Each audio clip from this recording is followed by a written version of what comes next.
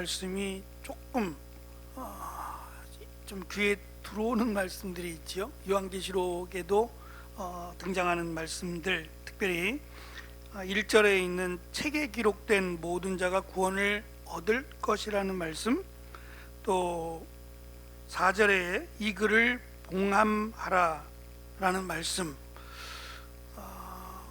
그러니까 요한계시록에 있는 말씀도 역시 마찬가지로 유대인들에게 이미 익숙한 내용이라는 점을 우리가 기억해야 돼. 우리한테는 생소하지만 어려운 말씀이겠지만 이스라엘 백성들에게는 이 말씀이 충분히 이해가 되는 말씀이었다는 것을 기억을 해야 됩니다.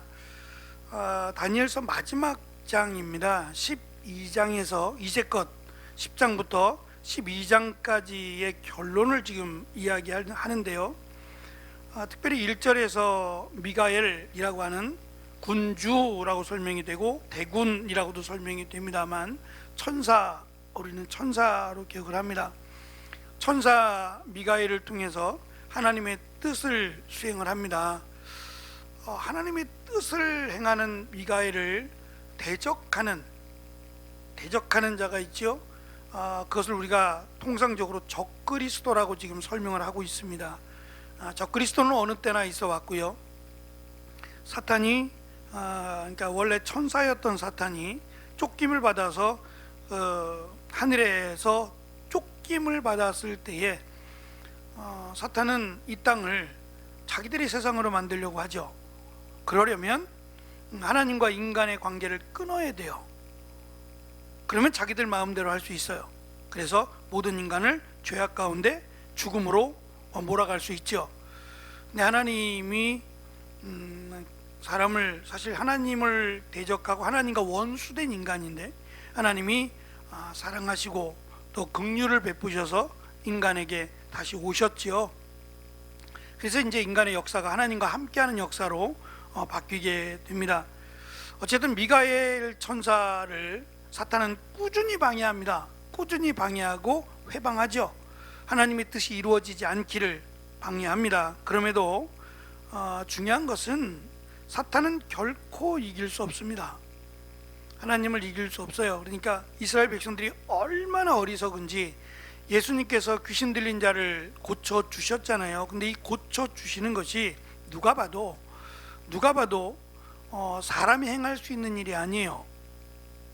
결국 그들의 결론은 메시아가 아니라 귀신의 왕이라고 자기들이 생각했던. 근데 이것도 웃긴 것이 귀신의 왕 바알세붑 또는 바알세불이라고 불리는 것이 사실은 그 세불이라고 하는 것이 파리예요. 파리. 그러니까 우리는 파리를 무서워하지 않잖아요. 근데 그들의 생각은요, 이 파리가 우리도 이제 도시라서 사실 그걸 못 보지만 시골에 가면은 이 소도 있고 짐승들도 있고 그러면 이게 이 소가 이렇게 똥을 싸놓으면 그 똥에 파리들이 다, 죄송합니다, 식사하고 난 뒤인데 제가 이런 말씀을 드려서 좀 죄송하긴 한데 거기에 막 달라붙어서 앵앵거리고 있는 거 보셨을 거예요. 뭐 한두 번쯤은. 근데 이것이 거기만 있냔 말이에요. 그냥 막 뭐 지금은 이제 파리들이 잘 이렇게 가정집 안으로 들어오고 이런 일들이 별로 없지만 전에는 막 식사 준비를 하면 거기에도 앉았다가, 그러니까 파리가 사실 더럽다기보다 얘가 어디 있다가 왔는지를 모르는 거예요. 온갖 더러운 것들을 좋아하니까 더러운 곳에 있다가 여기에 오니까 아주 싫은 거죠. 그러니까 파리가 좋아하는 것들을 아니까, 썩은 걸 좋아하고 더러운 걸 좋아하고 이런 걸 아니까 이제 그렇게 막 근데 밥상에 올라와 봐요. 이게 얼마나 진짜 끔찍한 노릇인가. 우리는 그렇게 생각한단 말입니다. 파리라 그러면 무섭다는 생각보다는 더럽다라는 생각이 먼저 들어가죠. 당시에는 이 위생 개념이 좋지 않아서 약도 없거니와 그러다 보니까 이 질병에 걸리거나 사람들이 병에 걸리는 전염병의 근원이 파리로 봤어요. 파리. 또는 우리가 사무엘서에서 본 것처럼 쥐로 본 거예요.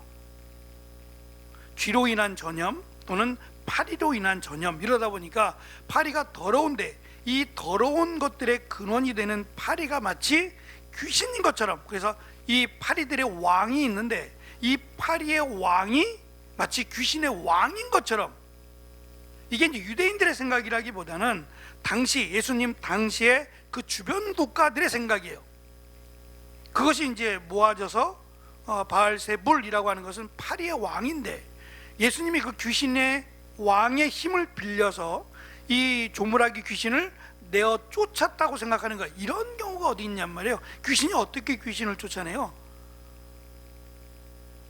그러니까 얼마나 어리석냐 말입니다. 얼마나 어리석으면 이렇게 하느냐. 그러니까 하나님의 일을 대적하는 사탄은 또는 적그리스도는 언제든지 있었다는 거예요. 하지만 결코 하나님을 이길 수 없고, 하나님은 말씀대로 하나님의 계획이나 하나님의 일은 말씀대로 이루어진다라고 하는 것을 설명합니다.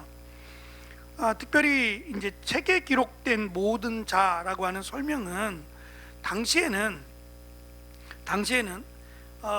무언가를 재판하거나 그러면 다 근거로 남깁니다. 근거로. 우리도 그렇지 않겠어요? 중요한 일은 다 근거로 남기잖아요. 이름도 다 써서 어떻게 된다. 그래서 그 에스더서에도 보면 왕이 그걸 왜 읽었나 모르겠어요. 잠자다가 일어나가지고 잠이 안 오면 그걸 읽는지, 하여튼 읽다가 모르드게에 관련된 내용을 보게 되잖아요.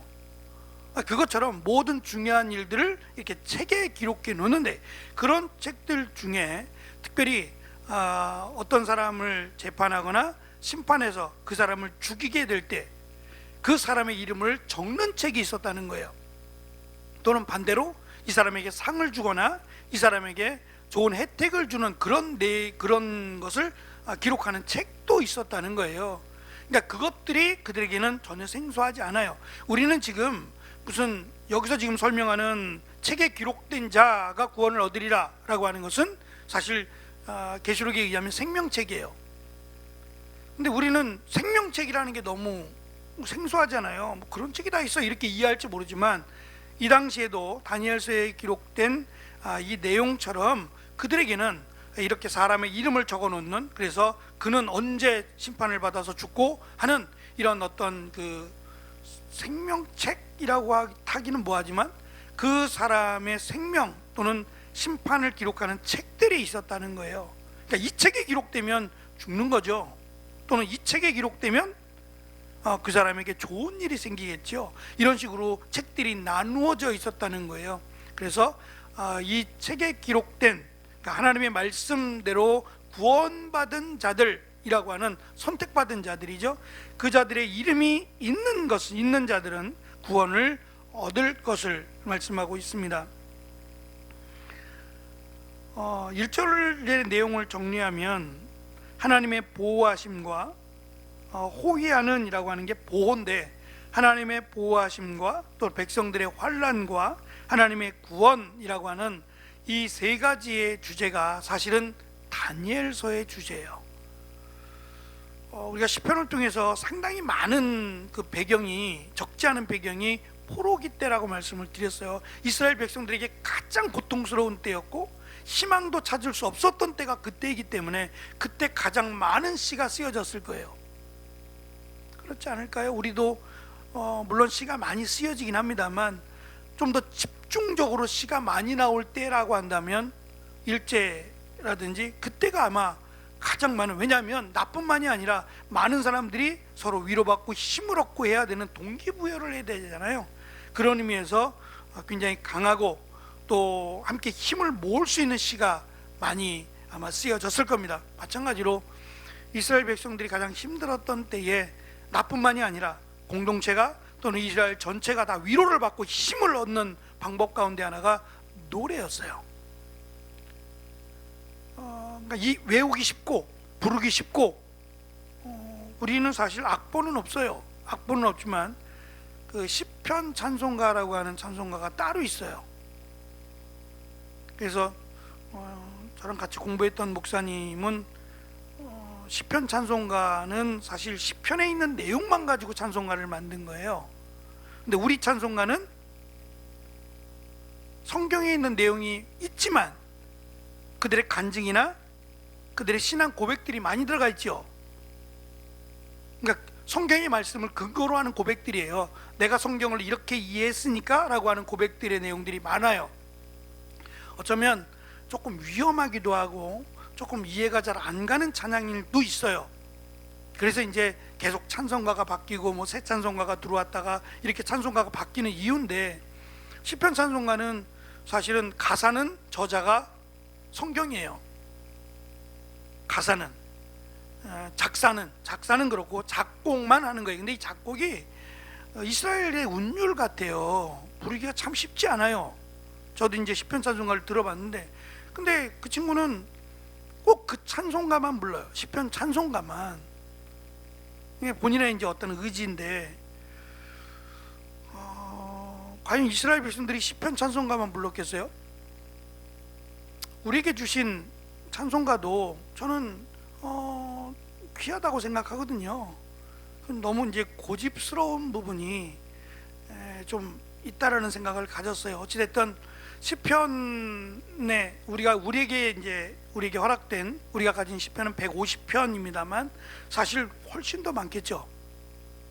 추려서 그런 거지 훨씬 더 많지 않겠습니까? 그 중에 상당 부분의 시편이 포로기 때 또는 포로기 이후에 기록된 시편이 많아요. 그만큼 힘들었기에 서로 위로가 되고 힘이 되기 위해서 노래를 불렀다라고 이해하시면 좋을 것 같아요. 어쨌든 다니엘서 전체가 앞으로 일어날 일, 또 일어난 일부터 일어날 일에 대한 내용들인데, 이 일들이 사실은 그 다니엘이 느꼈던 이제 희망적인 이 길이라 또는 구원을 받으리라 라고 하는 것은 분명히 희망적이지만, 그 전까지 어쩌면 11장까지의 내용을 보면 끊임없는 고난 속에서 환난과 핍박을 받으리라요. 그러니까 끝까지 이겨내라는 거예요. 요한계시록의 내용과 비슷합니다. 끝까지 이겨내라는 내용이기 때문에 참 어려운 말씀일 수 있는데, 이 말씀이 우리에게 강조하는 것은, 다니엘서가 우리에게 강조하는 말씀은 제가 1페이지 중간에 적어놓은 대로 하나님의 보호하심, 백성들의 환난, 그리고 하나님의 구원하심이라고 하는 주제입니다.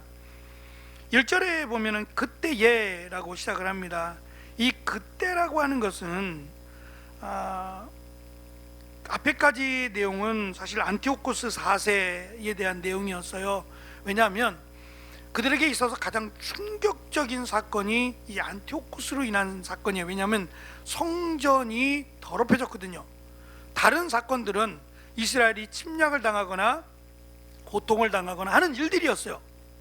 그것도 쉽지 않지만 이스라엘 백성들의 마지막 소망이었다면 사실은 성전인데, 그 성전이 더럽혀지고 성전의 기물들이 다 훼손되는 그러한 일이 안티오코스 때문에 이루어졌기 때문에, 이 사건이 어쩌면 대표적으로 하나님의 백성의 자존심을 무너뜨려버린 가장 대표적인 사건이고, 또 이 사건을 이야기하면 누구든지 의심치 않고 알기 때문일 거라는 거예요. 우리에게는 안티오코스라는 이름 하나 나오지 않습니다. 하지만 이 내용은 분명히 안티오코스 4세에 대한 내용이다라는 것을 이스라엘 백성들은 누구나 알았을 거라는 거예요. 그래서 그때라고 하는 것은 안티오코스 에피파네스가 이 성전을 더럽혔을 때뿐만 아니라 그 이후에 계속해서 세상의 마지막 시점까지를 의미한다고 해석을 해야 돼요. 왜냐하면 과거형이 아니라 사실 다니엘서는 그러니까 현재와 과거와 미래가 다 들어있어요. 계시록도 마찬가지죠. 계시록도 과거와 현재와 미래가 다 들어있잖아요. 그러니까 지금은 이제 무천년설이라는 말을 잘 쓰지 않아요. 다만 이 계시록을 해석하는 색깔 자체가 전천년설이라고 한다면 거기다가 초점을 두고 해석하기 때문에 그렇게 이야기를 하는 거지, 사실은 제대로 해석하는 사람들은 전천년설이냐 후천년설이냐 무천년설이냐 이런 말 하지 않아요. 마찬가지로 오늘 말씀에도 13절 맨 끝에 보시면 12장 13절 너는 가서 마지막을 기다리라. 그럼 안 끝난 거잖아요. 마지막을 기다리라 그랬으니까 안 끝난 거잖아요. 그러니까 다니엘서 자체도 과거와 현재와 미래가 존재한단 말입니다. 다만 이 미래적 사건에 대해서는 지금 우리가 살펴보는 12장이 다예요. 대표적인 12장 전체가 있었던 사건뿐만 아니라 있을 사건까지를 포함해서 마지막을 기록하는 거예요. 그 앞에까지는 적어도 물론 이제 시대를 약 600년이나 예수님 오시기 전 600년 정도로 본다면 앞으로 약 400년 뒤에 일어날 일이라고 보게 되는 것이고, 그렇지 않고 뭐 2세기라고 본다면 예수님 오시기 전 2세기라면 불과 얼마 되지 않아서 일어날 사건으로 볼 수 있어요. 그러니까 어쨌든 이 사건이 의미하는 것은 가장 충격적인 이스라엘에게 치욕을 안겨준 안티오코스 4세 이야기인데, 그러니까 거기에만이 아니라 안티오코스 4세로 인한 시간부터 세상의 마지막 때가 될 때까지 그때를 지금 말씀하고 있다라고 보아야 하겠습니다. 이 페이지 보시면 내 민족을 호위하는 큰 군주 미가엘이 일어날 것이요 라고 하는 것은 미가엘이 일어나는 것이 아니라 하나님이 미가엘을 통해서 역사하실 거라고 하는 그런 의미예요. 하나님이 구원 계획을 이루기 위해서 미가엘을 통해서 사탄과 싸우신다라고 하는 것을 지금 설명하고 있고요. 또 환란이 있으리니 이는 개국 이래로 그때까지 없던 환란이 될 것을 예언하는데요. 세 가지 주장이에요. 하나는 말씀드린 것처럼 안티오코스 에피파네스가 백성들을 박해하고 성전을 더럽히고 성전의 기물들을 가져간 그 사건. 두 번째는 적그리스도가 세상의 마지막 신자들을 박해하는 대환란. 이거는 사실 우리도 이 가운데 있는 거예요. 지금 살고 있는 겁니다. 세 번째는 마태복음 24장 21절에서 이는 그때에 큰 환란이 있겠습니다. 창세로부터 지금까지 이런 환란이 없겠고 이후에도 없으리라고 하는 이 다니엘서의 말씀을 인용해서 예수님께서 하신 말씀이에요. 그것은 주 70년에 있는 예루살렘 성전의 파괴입니다. 세 번째 주장이 가장 합당한 주장이라는 주장인 것 같아요. 왜냐하면 이스라엘 백성들의 정체성은 하나님의 백성이라고 하는 정체성은 성막에서 시작이 됐거든요. 성막에서 시작이 됐고 그것이 성전이 되었기 때문에 하나님이 여기 계시다라고 하는 그 의미를 담고 있어요. 근데 그것이 무너져 버렸기 때문에 그것이 이스라엘 역사 이래로 가장 큰 환란으로 이해하는 것이 옳을 것 같아요. 그래서 세 번째, 예수님께서 하신 말씀을 근거로 예루살렘 성전 파괴를 의미한다라고 보시면 되겠습니다. 그때 내 백성 중에 책에 기록된 모든 자가 구원을 받을 것이다 라고 하는 이 책은 말씀드린 대로 앞에서 언급된 10장 21절 진리의 글 10장 21절 7장 10절 하나님의 심판을 위해 사용된 책이 아니라 이것은 또 다른 책, 그 책에 기록된 자는 구원을 얻으리라 그랬으니까 이것은 생명책을 의미한다라고 보시면 좋을 것 같아요. 물론 생명책은 없어요. 없습니다. 그 책이 어디 있어요? 없어요. 다만 우리 사람들은 좀 확인하고 싶어 하잖아요. 오죽하면 요한계시록에 하나님의 나라에 들어가면 내 이름이 기록되어 있다고 얘기하잖아요. 이미 들어갔는데 뭘 이름이 기록이 되어 있어요? 아니 명찰 줄까요? 하나님의 나라에 들어갔는데 그렇잖아요. 들어갈 사람이 아니라 들어갔는데 들어가서 이름이 기록되어 있다고요? 그럼 그 이름이 없으면 나갈까요? 근데 그런 걸 좋아한단 말이에요.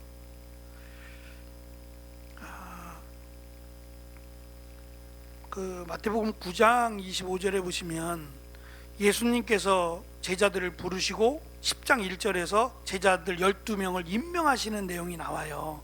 마태복음 9장 맨 마지막 30절인가요? 30절 34절 그리고 그때에는 제자들을 부르시는 내용, 그리고 10장 1절은 12제자 이름이 나오면서 그들을 임명하시는 내용이 나오거든요. 근데 그 가운데서 예수님의 사역을 정리하면서 세 가지를 이야기하세요. 그러니까 제자들을 부르신 거고 예수님의 사역을 딱 세 개로 정리하는데, 첫째는 가르치시는 거예요. 예수님이 가르치심과 두 번째 선포하심과 세 번째 고치심을 설명해요. 이게 쭉 설명이 나갑니다. 근데 여기서 지금 우리들의 관심은 특별히 한국교회가 반으로 쪼개졌어요.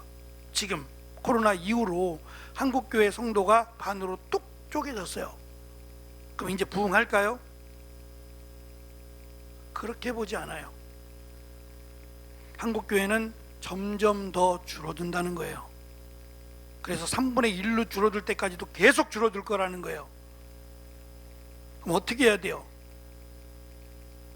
저는 빨리 이 답을 찾아야 된다고 생각해요.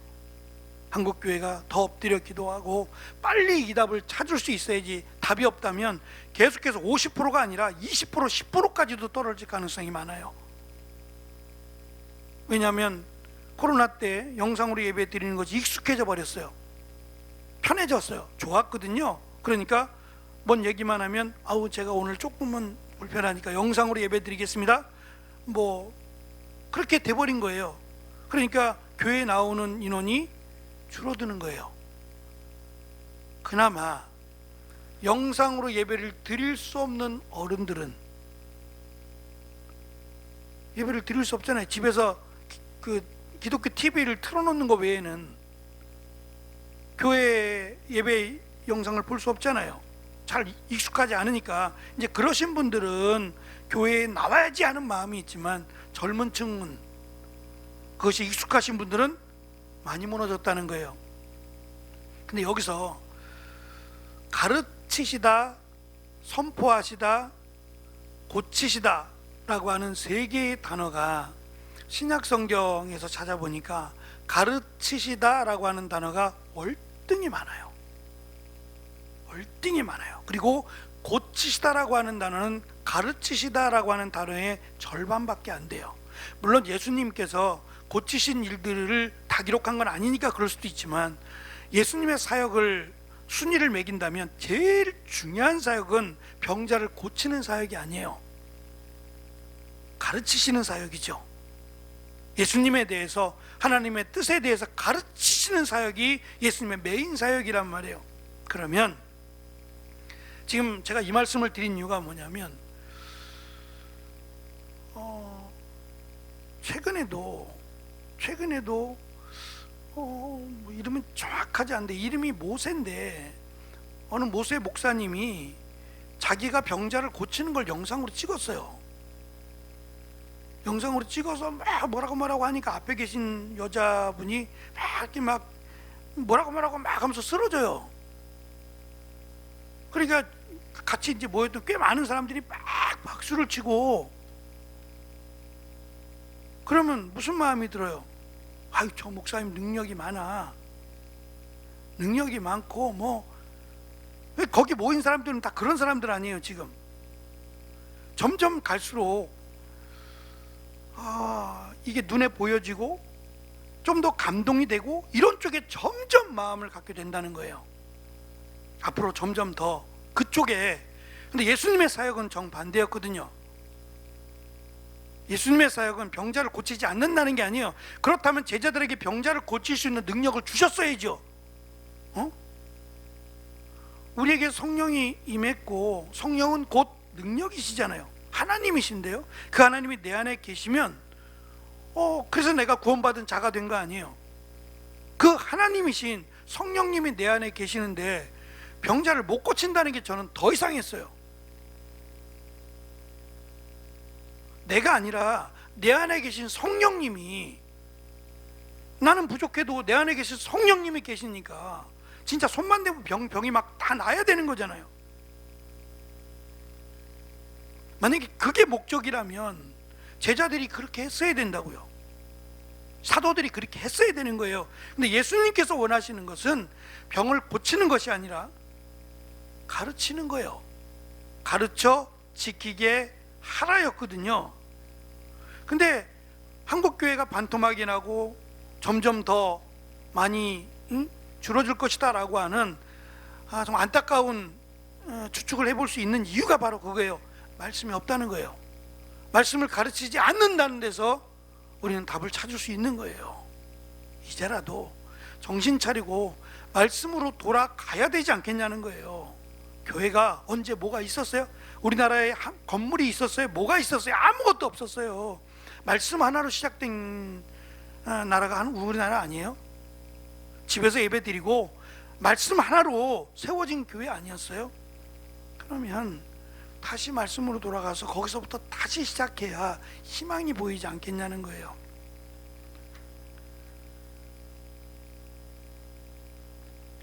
이 절은 세상의 마지막 때에 일어날 일들을 예언합니다. 성경은 역사의 시작이 있고 역사가 진행되다가 언젠가 역사의 마지막이 이른다는 사실을 분명하게 말씀합니다. 이렇게 가브리엘은 인류의 역사를 망라한 후에 2절에서 세상의 마지막 시대에 일어날 일들을 언급합니다. 땅의 티끌 가운데서 자는 자 중에서 많은 사람들이 깨어날 것을 예언하는데요, 땅의 티끌 가운데 자는 자는 죽은 자들입니다. 이 죽은 자들 중에 많은 사람이 깨어나는 부활을 의미하는데요, 여기에서 많은 사람이라는 말을 주목해야 돼요. 사실은 모든 사람이라고 해야 돼요. 왜냐하면 일단 깨어나야 돼요. 이미 죽어있는 많은 사람들은 깨어나야 우리가 흔히 말하는 심판을 받을 거냐 구원을 받을 거냐가 결정이 된단 말이에요. 물론 이것이 뭐 진짜 하나님 앞에서 너는 지옥 너는 천국 이렇게 하진 않습니다만 일단은 깨어나야 되잖아요. 그러니까 이렇게 표현한 이유는 의도적으로 많은이라고 하는 단어를 사용한 것은 일단 내가 그 안에 들어가야 한다라는 걸 강조하기 위해서 그래요. 그러니까 하나님의 심판과 부활을 동시에 논할 거면 모두가라고 해야 되는데 지금 이 예언은 구원받을 자에게만 해당되기 때문에 많은이라고 하는 거예요. 많은 자들이 일어나 영생을 얻게 될 것을, 별과 같이 영생을 얻게 될 것을 지금 설명하기 위해서 많은이라는 단어를 쓰게 됩니다. 마지막 4절을 보시면 가브리엘은 다니엘아 마지막 때까지 이 말을 간수하고 이 글을 봉함하라고 말합니다. 이 말은 다니엘서 전체를 지금 가리킨다고 볼 수 있어요.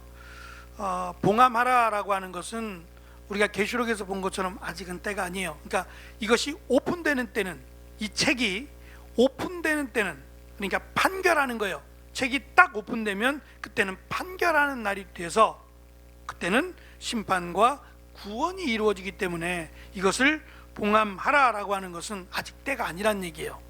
아직은 마지막 때가 아니니까 그때까지는 이것을 봉함하라는 얘기예요. 그게 은혜죠. 만약에 다니엘 시대 열렸으면 뭐 우린 태어나지도 않았고요. 태어나지도 않았고 열렸으면 더 이상 구원의 은혜는 없는 거죠. 근데 아직까지 계시록에 의하면 임봉되어 있는 거예요. 예전에 편지봉투 보시면 촛농으로 녹여서 이렇게 꾹 눌러놓은 게 있잖아요. 원래 유언장은 그때 당시 유언장은 7개의 그 봉인이 돼 있다 그래요. 그래서 누가 혹시라도 열어가지고 이거 바꿀까봐 바꾸면 안 되잖아요. 안에 거를. 그래도 바꾸는 사람이 있어요. 이걸 교묘하게 속여가지고 녹여가지고 뭐 해가지고 왜 없겠어요? 조작하려면 있겠지만 어쨌든 쉽지 않다라는 것과 7개라고 하는 완벽한 숫자로 봉한 거예요. 그럼 언제 이것이 열려지느냐? 마지막 때죠. 마지막 때 예수님이 심판하실 때 그때 이것이 열려질 거기 때문에 그때까지 이것을 봉함하라라고 말씀합니다. 특별히 많은 사람이 빨리 왕래하며 지식이 더하리라고 번역된 이 말씀은 한글 공동 번역이 조금 더 잘 번역한 것 같아요. 이렇게 돼 있더라고요. 많은 사람들이 읽고 깨쳐 알게 되는 날이 올 것이다. 그러나 갈팡질팡하는 사람도 많을 것이다. 사실은 예수님 당시에도 유대인들도 이 말씀을 이해하지 못했어요. 심지어는 지금도 요한계시록의 말씀을 유대인들이 이해할까요? 이해하기 어렵죠. 그러니까 사실은 하나님의 은혜의 말씀이고 하나님의 약속의 말씀입니다. 가장 진한 사랑이라고 설명할 수 있는 약속과 은혜의 말씀인데 그 말씀을 자기식으로 자꾸 이해하려고 하다 보니까 여기 표현대로 갈팡질팡하는 거예요. 이것도 저것도 할 수 없는 그런 지경에 처하게 될 것을 지금 이야기합니다. 어쨌든 하나님의 계획은 예수 그리스도께서 이 땅에 오셨고, 그리고 우리의 죄를 대신하여 죽으셨고 부활하셨고 승천하셨어요. 이제 마지막 하나가 남았습니다. 약속대로 언제 오실지 모르지만 다시 오십니다. 중요한 것은 예수님께서 말씀하신, 요한복음에서 말씀하신 내가 세상을 이겼노라, 사망의 권세를 깨고 부활하셨어요. 예수님이 부활의 첫 열매가 되셨기에 예수 그리스도를 믿는 자들은 부활합니다. 부활하는 것뿐만 아니라 생명책에 기록된다라고 말씀하셨어요. 그러니까 사실은 우리가 열어볼 수는 없지만 지금도 계속해서 생명책에 이름이 들어가겠죠. 언제든지 이 이름이 차는 날, 우리는 모르지만 이 이름이 차는 날 때가 되면 이 생명책이 열릴 것이고, 열리는 날 모든 사람이 일어나 심판과 구원을 받게 될 거라는 이야기입니다. 조금 먼 이야기가 되겠습니다만 어쨌든 중요한 것은 이루어진다라는 것을 다니엘서를 통해서 확실하게, 다니엘서에 나타난 내용들을 통해서 증거합니다. 누구도 부인할 수 없는, 맞아, 그랬지라고 인정할 만한 놀라운 사건들을 기록하면서 비록 가장 힘들고 어려운 시간들을 보내고 있지만 믿음으로 끝까지 이겨내기를 권면하고 있는 말씀이에요. 그래서 다니엘서가 계시록에 있는 말씀과 많이 비슷한 이유도 그들이 살고 있던 시대가 너무 비슷해서 그래요. 성도들이 고난받았던 시대나 다니엘서에 있었던 이스라엘 백성들이 고난받았던 것이 너무 비슷해서 그 내용을 가지고 와서 계시록에 많이 기록했다라고 보시면 좋을 것 같습니다. 다음 주가 이 다니엘서의 마지막이 됩니다. 마지막 다니엘서의 말씀을 나누면서 한 번 더 정리를 하고요. 한 번 더 다니엘서가 뭐 길다고는 할 수 없는 12장밖에 안 되지만 다니엘이 주인공이 아니라 다니엘을 통해서 역사하신 하나님이 주인공이고, 왜 이 말씀을 이스라엘 백성들에게 또 우리에게, 나에게 주셨는가를 생각해 보고 다시 한번 은혜를 고백할 수 있는 우리가 되기를 축원합니다. 기도하겠습니다.